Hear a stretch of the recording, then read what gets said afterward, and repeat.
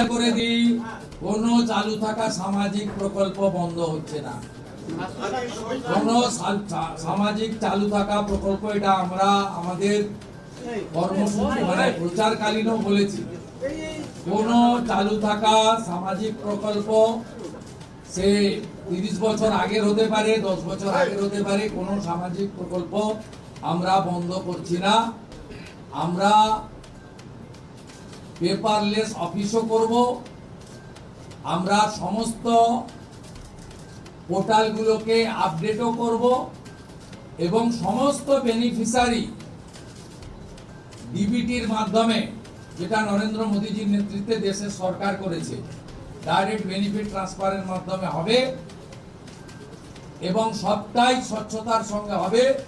আপনার প্রশ্নের উত্তরে আমি পরিষ্কার বলে দিই, যে স্কিমটার কথা আপনি বলেছেন, আমি শুধু ওই স্কিমটা নয়, চালু থাকা কোনো সামাজিক কল্যাণকর কর্মসূচি বন্ধ এই সরকার করছে না।